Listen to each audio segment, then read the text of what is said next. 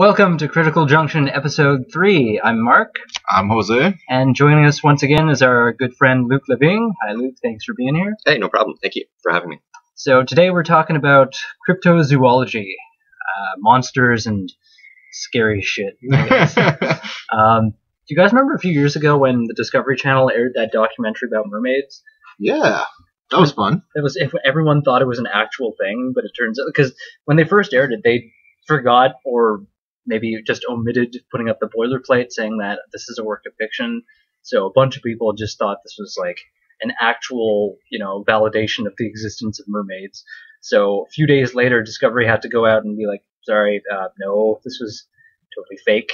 Mermaids aren't real as far as we know. Best way to market a movie, I'd say. Like, It wasn't any mermaid movies that were coming out at that time or anything like that. I don't think so. But I think they kind of took the Blair Witch approach and just kind of made people think it was real. But that was interesting. So yeah, there's no documented cases of mermaids. Well, what do they claim about the percentage of the ocean that has actually been explored?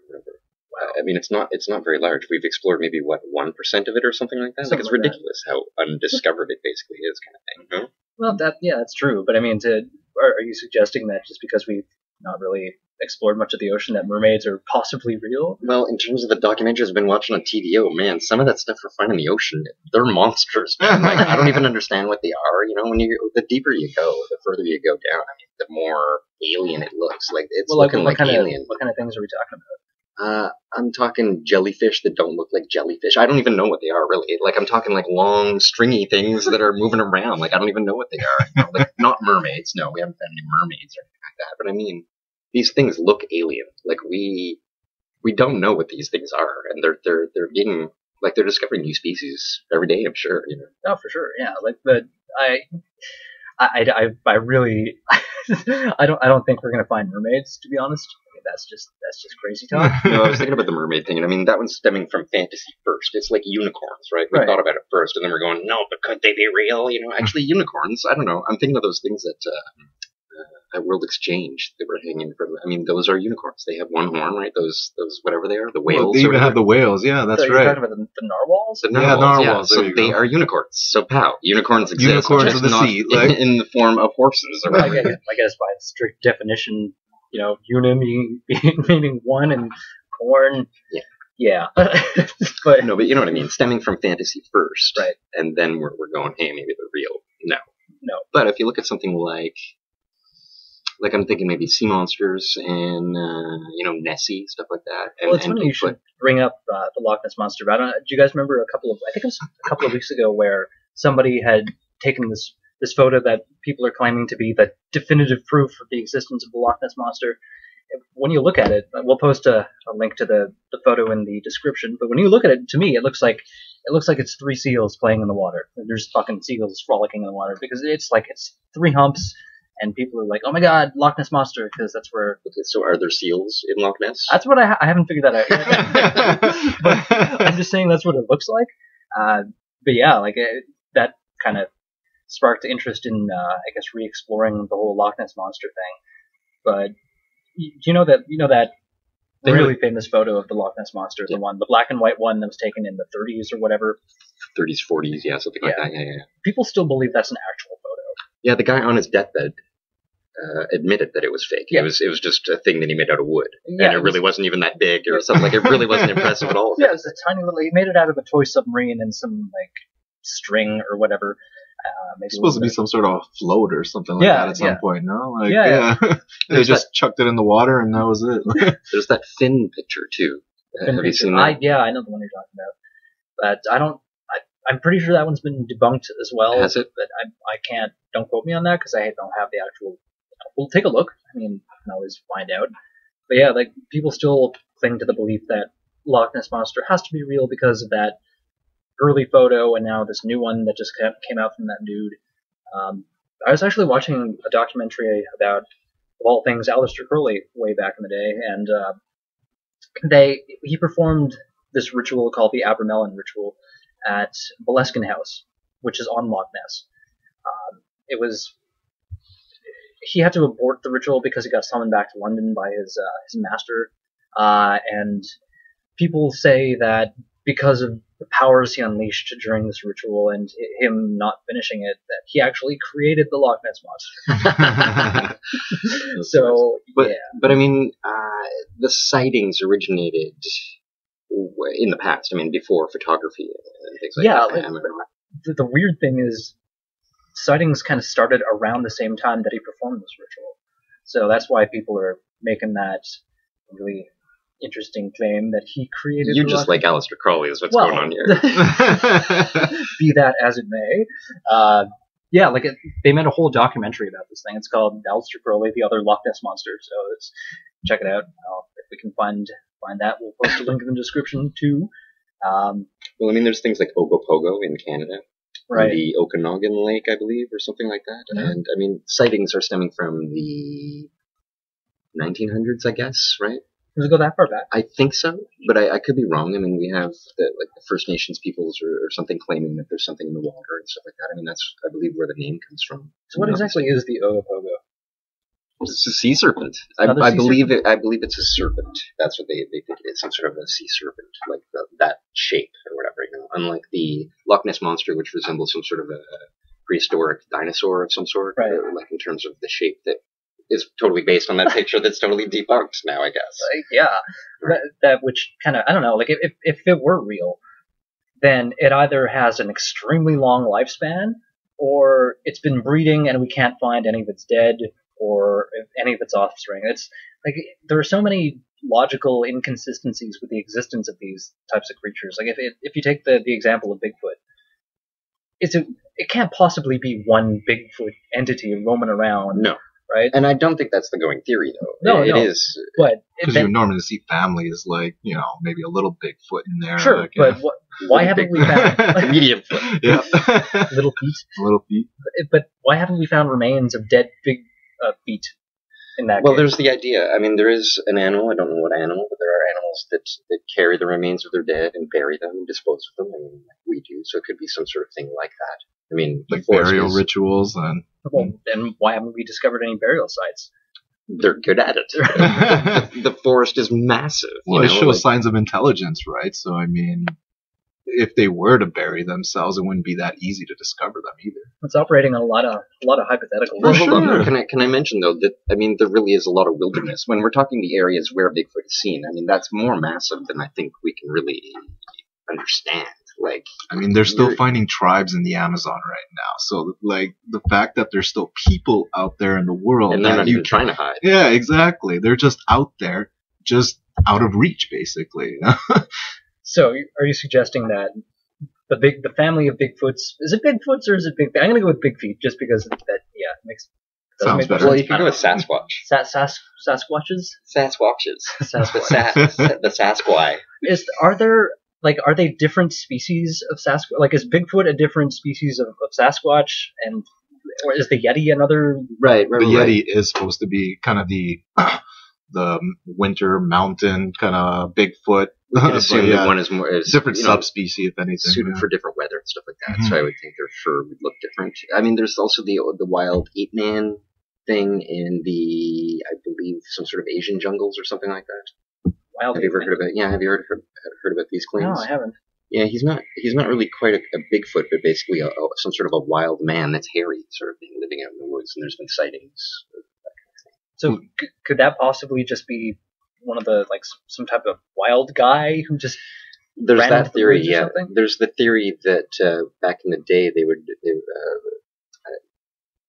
and I don't know how to speak without sounding. But anyways, okay, so I think there is some sort of, there was a ritual going into the forest and living in the forest and being in the forest and stuff like that as some sort of spiritual training, I believe. And so the idea is that there is people that just continued and, they evolved into their own, I don't know. So they just never came back from this spiritual retreat, right? Is what you're suggesting? Yeah, okay. Yeah. Well, that that seems like a more plausible explanation than assuming there's some kind of undiscovered. I don't know. Maybe it isn't that wild of an assumption to assume that there's an undiscovered species roaming around in the wilderness that we haven't found yet. But assuming that it's somehow linked to human beings, like maybe a different evolution. Maybe they went off into the woods and evolved differently, so they're now hairier. That was the whole idea of the Mermaids documentary, where it was kind of like one species of human went into land and the other one went into the ocean, and that's how they basically evolved into mermaids. Half of our bodies. Then they have the jellyfish half people. The jellyfish people. The seahorse people, I guess. There's a dog man apparently out there as well. That's kind of like a half kangaroo, half dog type of thing. But it sounds like man bear pig. Yeah. What about the The chupacabra? The chupacabra. That's what it is. So many stories about that I could tell you, but what is it? It's dog-like, I guess? Or... Yeah, they describe it more as, I would say, well, chupacabra is basically a goat sucker or like blood sucker. So killing the goat. Chupa means suck, and cabra would be the goat, so it's a goat sucker. And that sounds terrible. Yeah, so the whole idea is that... It's a great rock band name, goat sucker. Well, the whole thing is that, it's comes into farmlands and basically kills the goats. And there's been a number of cases where, farmers will wake up in the morning, find their goats all dead, all sucked from their blood, and those are basically just ghost stories. Some people claim it as more of a demonic, either possession into an animal or aliens. Well, yeah, like the alien thing. A lot of people, the whole cattle mutilation thing that's been kind of documented. Have you heard of any links between the possibility of it being a chupacabra, or is it Bigfoot? It could be Bigfoot. Well, I mean, if you look at all the cases surrounding Mexico right now, not just like UFO cases, but the chupacabra, yeah, they could be linked, but it's like you're relying on eyewitness accounts at this point. So, there's no evidence that supports any linkage between the two, but there are stories of it. Yeah. So, I mean, could it not just be some sort of hairless animal, some sort of genetic mutation that continued, and could it even be a government experiment gone wrong? Like, of course, the government. Yeah. So, when in doubt, blame the government. Well, I mean, that was one of the claims or a theory basically, that the chupacabra was a government experiment and just got let loose, and continued and somehow breeded with something maybe or something like that. Whether it needed to breed or not, who knows? But a bunch of different theories of what the chupacabra is. Could be an alien, could be government, could be a lot of things. I mean, Okay, well, let's talk about the proof stuff, like Bigfoot, like the footprints, the photographs. Do you guys feel that any of those? The footprints, a lot of them have been, they've been defrauded. They've been, a lot of people claiming that they've discovered these tracks in the forest and associating to Bigfoot.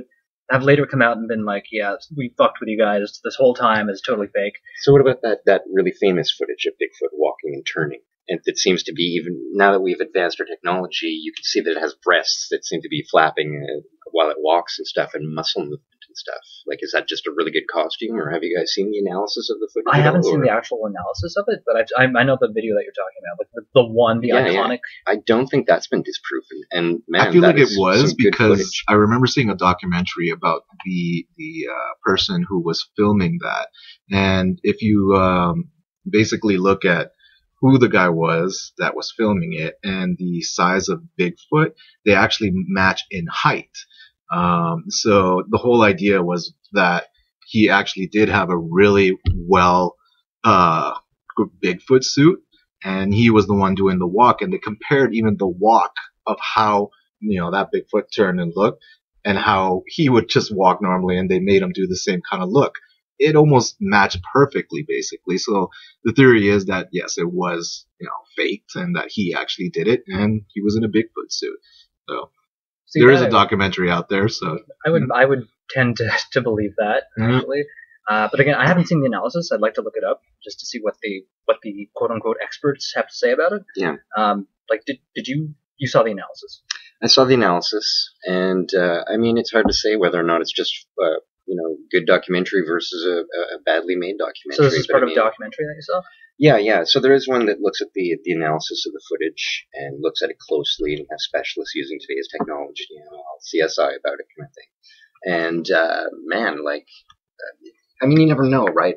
Cameras are making all sorts of errors and stuff with low light situations and being far away and stuff. But what we seem to be seeing is muscle movement and like basically just a really, really good costume. Like we didn't know and think of it as a female Bigfoot, but now when we look at it, if you see this documentary, you will think it's a female Bigfoot. I mean, it seems to have like naked breasts just dangling there. Like it seems to look really good, you know. I do remember that. Yeah, then you could see that clearly there was kind of a breast movement during the walk, but to me, because I saw both documentaries, I also saw the one that you're talking about with the guy where we're looking at the guy walking, and sure, but I kept on thinking, well, that guy could have practiced that shit, you know. I mean, really, he could be just trying to be famous as well, you know, which is also just as logical an idea or whatever, you know, that he could have. Yeah, I'd just be faking the faking. But I think a lot of people's motivation for hoaxing this kind of thing is, it's fame, it's infamy, it's raking in the money for the photos or the videos that they produce, or getting on the talk show circuit to talk about what they witnessed. Yeah. That was especially true for the Loch Ness Monster photo. Like this guy, he was notorious for getting that kind of fame. That's the reason he admitted to doing it. If I were to do it, I don't think it'd be for the fame. It'd be for the like creating a sense of magic. Like it's like if I could make people believe in Santa Claus, I would try and do that. So you go, and it's just that's fun. So you go the Deepak Chopra route. What do you mean? Well, I'm going to say probably without even understanding what you're talking about, but maybe not. I don't know. Just creating the sense of wonder, believing in the mystical and the magical. But there's really nothing behind it. Well, I guess I believe that it's important to not be locked down on our concepts of knowledge and stuff like that, so that when something presents itself, we're able to even see it. Because I think otherwise we wouldn't even be able to accept it. Well, of course. That locking down current knowledge or whatever is and the antithesis of science. Like science is open-ended. It's there to ask questions and disprove hypotheses.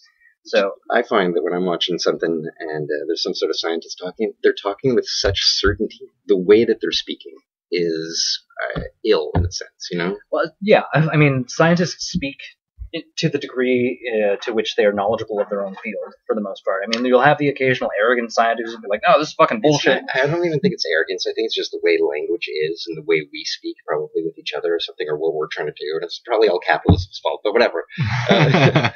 I just feel that it's the way they're speaking, the words that they're using.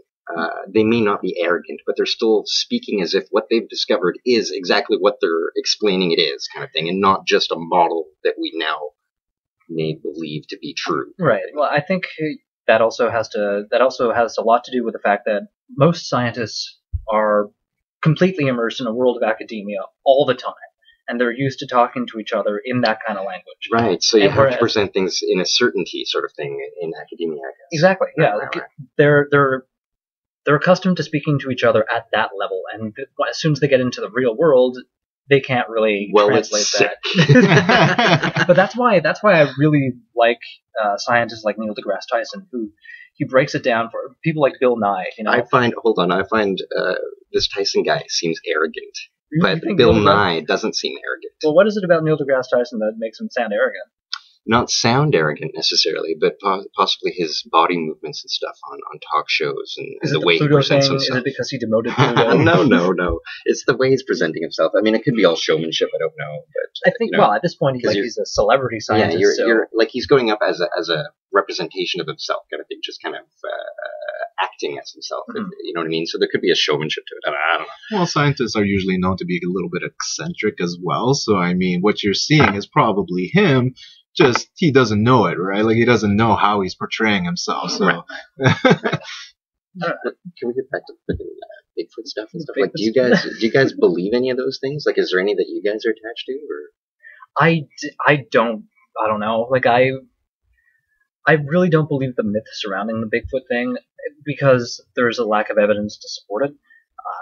That's my typical approach with anything. It's that whole skeptical thing, right? But if someone were to present verifiable proof of the existence of this new species, either through like some kind of DNA analysis or a friggin' corpse of a dead Bigfoot guy, then I would start to reevaluate my position on it. I think that's my problem right now with a lot of people is that they're so adamant that it's real that they will fake something in order to say that it's real, right? I mean, there's already been people that have come out saying, I have Bigfoot's body sitting in my freezer in my basement right now. Come take a look. You see this picture. Yeah, I mean, it looks pretty real, but you can clearly tell that, like, there's something going on. I mean, like, it doesn't even matter at this point. Like, they've already been debunked, and there's just so many people out there that are willing to fake things to just say that it's real. Right. That's why I would need demonstrable, verifiable, independently verifiable evidence to support the theory. Yeah. Right. If a photo of a corpse is definitely not enough, because, like you said, people can easily fake that shit. Yeah. I would want to see a genetic analysis. I want to see a DNA sample of this thing. And I want to see definitive proof that it's a different species that we have not discovered yet. Right. That would be the ultimate proof. Aren't there some Bigfoot, like, skull caps, like, locked away somewhere? Have those been analyzed at all? Do we know? Like, you know what I'm talking about? Not really. No. I've seen, like, photographs of people claiming that it's like a Bigfoot head, and it's kind of like this weird cone head, like a top of a head with some hair on it. Yeah. I haven't seen that. I know. I haven't seen that either. So, like the top of a coconut kind of shape? Yeah. Interesting. Yeah. Well, there was, like, I guess, kind of body deformation or, like, skull deformation that was done even, I mean, Egyptian times, right? So, True. It could have been just somebody. Yeah, we'd have to look at the DNA. Yeah, exactly. Yeah. Yeah, like if you look at the DNA and it turns out to be like a monkey skull, then there you go, busted, right? But most people who claim to hang on to these types of artifacts won't let that happen because then they'll be debunked. Like that's one of those typical reasons. Well, I can show you the photos. I can show you. Look, I have it in this glass display box, but you can't touch the thing. It's so fragile. It's a rare specimen. You can't touch it. Well, why want to do an analysis on that just so we can prove what you're saying is true, or disprove it? On the other hand, what about werewolves? We get into werewolves And the belief in werewolves, like changing, morphing, physical morphing of some sort. Yeah, there's a whole subculture out there who have this strange belief that they have the spirit of an animal sharing their body along with their human soul, in quotation marks. I have the spirit of Louis Gesman. But yeah, like I've met a couple of people who are like this. They're very. So you've actually met people like this that actually believe that they have a spirit animal? Like? Yeah, like I've met a guy who claimed he was a werewolf. Okay. It was. What does in a past life, or what is he talking about? No, he became a werewolf. Yeah, he has the spirit of a werewolf residing inside him, along with his other human soul. So does he believe that he has ever become a werewolf, sort of thing? Like he's transformed into a werewolf? Yeah. Or... Like he I think the way he described it was that he acted feral. Okay. Because he would turn into, like, that other side of his spirit would kind of take over his body. So like a Dr. Jekyll thing? Dr. Jekyll and Mr. Yeah, he wouldn't physically transform, but he would have this, like, emotional kind of reaction to it, or psychological reaction to the werewolf side of himself taking over. It's very interesting. No, I mean, so, yeah, okay. So that guy's just labeling it that kind of thing, right? Yeah. But he's basically going feral, like you said, right. And calling it being a werewolf. Yeah. Like, this group of people are completely separate from, the furries. You guys are aware of them, right? Okay, well, there's nothing outside of nature there or anything there. So that's not really in the same place as the Bigfoot and or like, what are we talking about? Zoo, cryptozoology kind of thing? Well, it kind of is. I mean, like, the whole, well, I mean, not at the same level as that, but, werewolves are other types of monsters, I guess. So in a way, are they? I think they're classified as they're the same like category. There's species, and then there's the subspecies of them. I think it falls under the subspecies of them. But yeah. What about? I know there's an X-Files episode about it, but in the Jewish community, they have the idea of I believe they created it of mud or something like that. Or it's either a golem or a homunculus. Maybe it's a golem. Do you remember the X-Files episode that we're talking about? That was a good one. So what about the idea then of endowing something with life? Would we call it consciousness? The ability to do that. That goes way back in spiritual practices, like especially in the Jewish community, like with the homunculus and the golem. Yeah, like you said, being able to endow a certain creation with consciousness or with energy or whatever. But again, like that, how do you demonstrate that? How do you prove that to be an actual thing? Right. Well, you're always looking for proof, kind of thing. Yeah. I don't know. I mean, if you saw it, I guess you're usually saying, if I saw it, I guess I'd believe it. Well, I'd have to do more than see it. Like if Would you? What? If you saw it, like if you basically saw someone go through the ritual, you're sitting there, and then this thing comes alive, or even just moves in some way that you can't explain. so, like a statue coming to life or whatever. Yeah, endowing something with life. Like, would you even be able to see it? Exactly. Like, would you be able to even understand that you just saw that? You'd probably just think, I guess I didn't see that, I think my first reaction is, what the fuck is going on? And then I'd start looking for the obvious stage magic ways to explain things. Right. Because statues Where's don't come the trickery? to, Yeah. Where's the trickery? Statues don't come to life. They Okay, don't, so they don't let's sit say up then and start you walking go around. through it and you're like, holy fuck, I can't explain that. Well, You would then doubt that you saw it, I would think. I don't know. I mean, I'm just guessing. This is what I think. there'd be a lot of doubt. There'd be doubt from the second the thing started moving. Like, I'm not going to immediately trust my senses and be like, that has to be some... Because the moment people start doing that, whenever they see something unexplainable, and they immediately say this has to be real, then, you're going down a really dangerous path. I mean, it's great to be open-minded, but don't be so open-minded that your brain falls out of your head. Well, how do you know that would happen? What do you mean? I mean, that could just be a fear. If it, like the not opening your mind, like opening your mind not all the way. Like, what does that mean? It means to retain a healthy dose of skepticism. So Sure. Okay. No. But the skepticism doesn't suggest that your mind is not open. It's just analyzing. Yeah, and So that's what I'm advocating. That's still open. Yeah, that's what I'm advocating for. But like what I'm talking about when I say don't be too open-minded is to immediately accept everything fantastical as truth. A lot of people do that. Right. Like they'll just believe myths at the surface level and accept that as truth about how the universe works. So, which of the cryptozoology things do you guys believe in? Is there one that you lean towards believing, possibly, like Bigfoot or the serpents, or maybe not serpents, but the sea monsters or whatever, or one of those, like Chupacabra or something? Maybe like, I don't know, the closest thing that I can say that probably hasn't been defined by science would be kind of like sea serpents, sea dragons type of thing. Yeah. Because I mean, there are kind of these fish that kind of look like dragons out there. And only 1%'s been discovered. Yeah, so it's like, there could be a lot of things that kind of resemble these sea serpents. And the ocean is so big, and like you said, it's 1% that we've just like, if we've even discovered it. So, I mean, there are depths in water that we can't reach right now. So it's like, what is down there?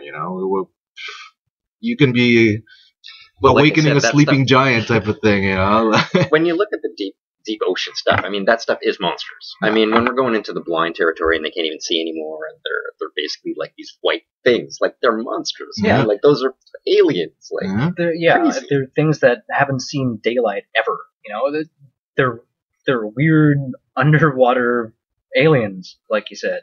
And for the longest time, people thought the giant squid was a myth.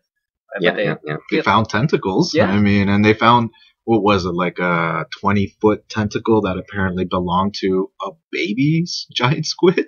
So, I mean, for it to be 20 feet long, that's mind-boggling. As to apparently that was the smallest part of the tentacle too. So, right. It's like, yeah. So that kind of raises the question of whether or not it's easier to explore the ocean in search of things like the giant squid because of certain evidence that they found to support the theory, versus exploring the wilderness on land in search of Bigfoot. Why is it that, why did they discover the actual existence of the giant squid and why haven't we proven Bigfoot yet?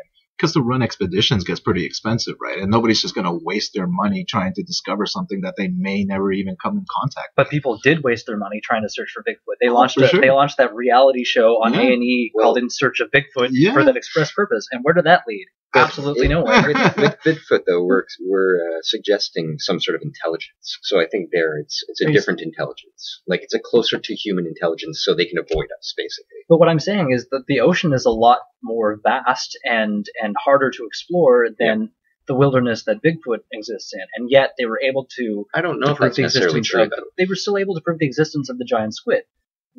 But like you said, only explored 1% of the ocean. Tiny, minuscule fraction of the oceans have been explored, but they've proven the giant squid. Well, I mean, I'm watching TVO and I'm watching some guy in the jungle and he's holding up a net. This guy's in love with moths. And he's captured so many moths at night and he's going, he's flipping out and he's saying, like, I can basically pick out a new species every day here from this net kind of thing. Yeah, but that's not Bigfoot. No, but what I'm saying is it's an undiscovered thing, an uncharted territory of species kind of thing. Sure, but again, what I'm coming back to is the expeditions that have been launched in search of the giant squid have been proven to be fruitful versus the ones that were launched and the reality shows created in search of Bigfoot, which, by the way, was the name. Well, is it not the intelligence thing? Like Bigfoot would have the capacity to stay away from us. Like it has hypersensitivity. It can smell us from miles away. It just avoids human contact. How do you know that? Well, I'm not saying I know it. I'm just saying it's a possibility. It might be a possibility, but then again, I think we would have found something conclusive by now. What if they're as smart as us? For example, if so you assuming they're like purposefully hiding from people looking for them? Well, wouldn't you? If you were a Bigfoot? No, not really. Basically, the only way we can prove their existence is by killing one and showing people, kind of thing, and getting their DNA. You know what I mean? So they're picking up all little fluffs, like getting the hell out of there. You know what I mean? Well, just by the very nature of DNA, you can extract it from the tiniest of cells, right? You can take a small hair sample from this supposed Bigfoot and test it. Yeah, it's true. Well, apparently, they found hair samples that come back like inconclusive. So I mean, so what are you supposed to do with that? If it doesn't kind of exist, all that happens in science is that we don't know what to do with it, and we go inconclusive. So there you go. Science isn't working either. What do you mean science isn't working? Well, science isn't working because we're not able to see it. We just go, so this one and this we don't know. Well, that's the whole point. By saying you don't know something in science, it leads to further investigation. So have we discovered new DNA then from? We don't know yet. As far as I know, it's still inconclusive whether they've gone, further investigating. But they have found, what was it, like hair or something like that? Apparently it was some like hair samples that they found. The footprints that they find is usually some hair samples that are along with it, and they came back inconclusive. Always inconclusive. So. See, that's the first step. That's what I'm looking for. So from there, continue searching. Like eventually, that kind of investigation might lead to something, but so far it hasn't led to anything that can demonstrate the existence of this species 100% accurately. Like right now, it's still a hypothesis. It's still, it's inconclusive, like you said. So it's either we give up on it or we keep searching. Well, we would keep searching, and people will keep on searching. People who aren't afraid of ruining their scientific reputations will keep searching.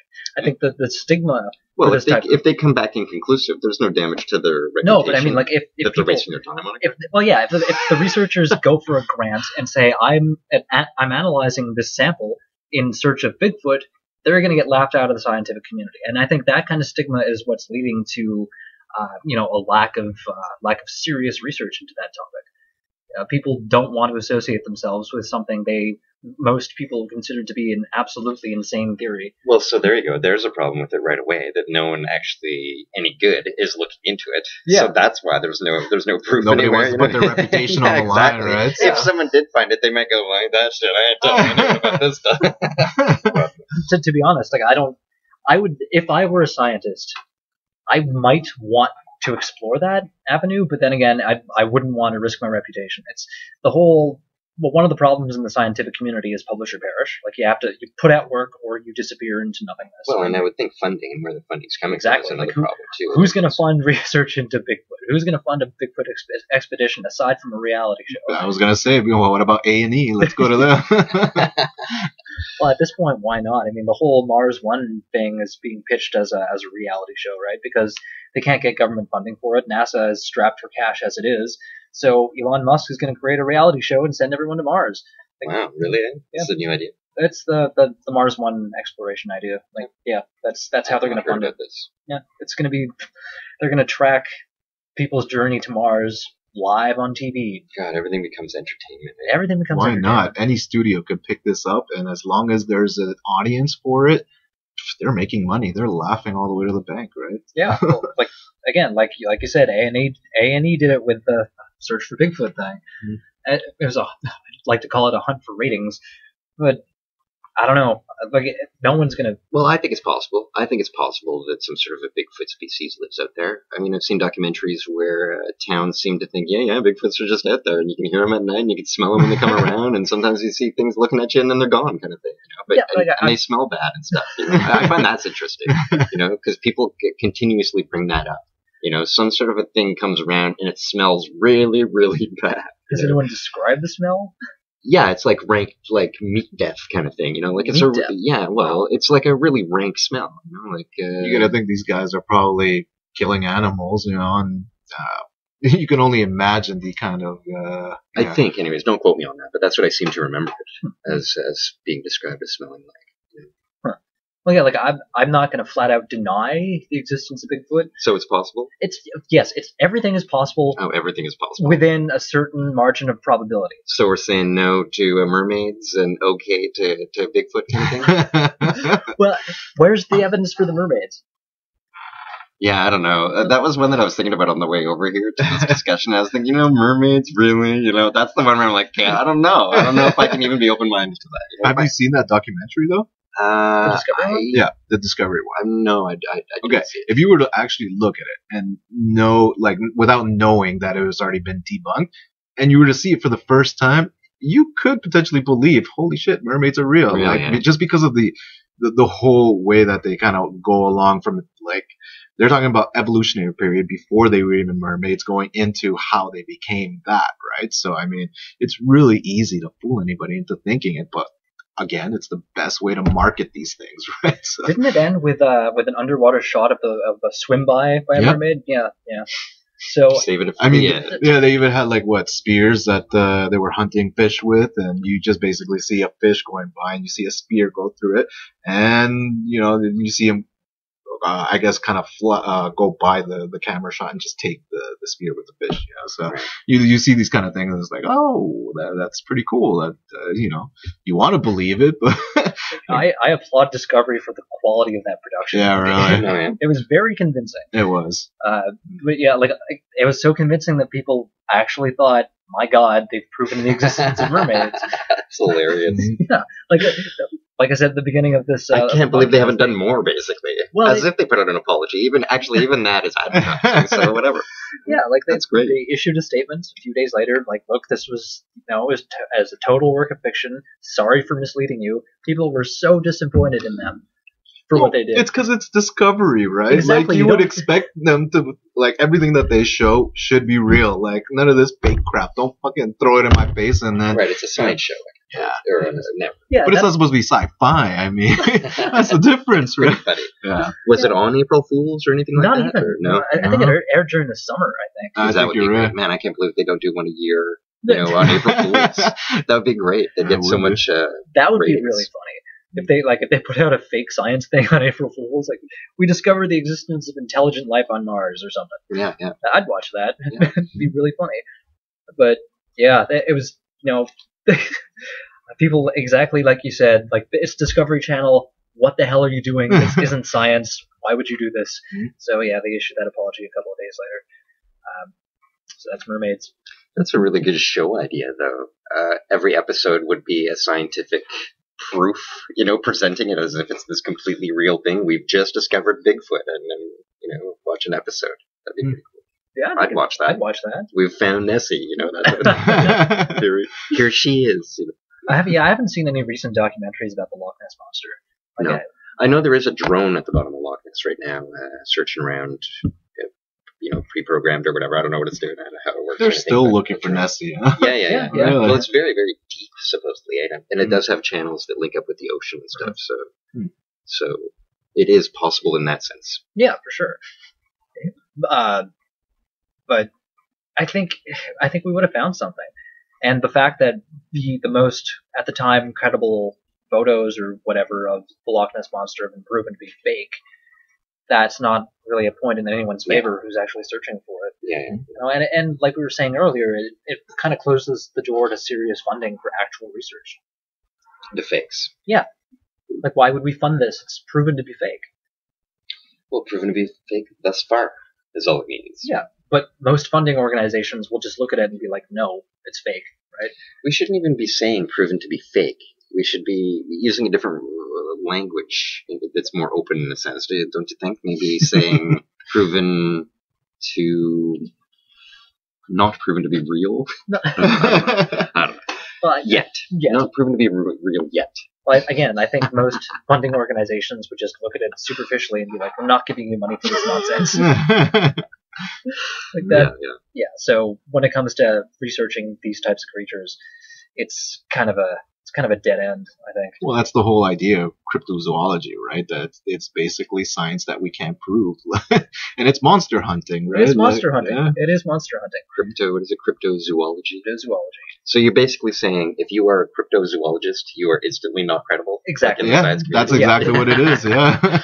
So is it recognized at all as a real? No, not at all. People claim to be cryptozoologists who research this kind of thing. Right, but the field itself is no. Can it be real? It can be real, I suppose, if you go in there and actually do a really good job and have a really strong scientific foundation there. Well, think of it this way: there's no science program that has a major in cryptozoology. That's just not a thing. Like there would not even be a class. No, it would be a mythology class if anything. Right. But there are people who claim to be cryptozoologists who research this thing in their spare time in their parents' basement. And with the werewolves. With the werewolves, yeah. The werewolf guys who research this type of stuff.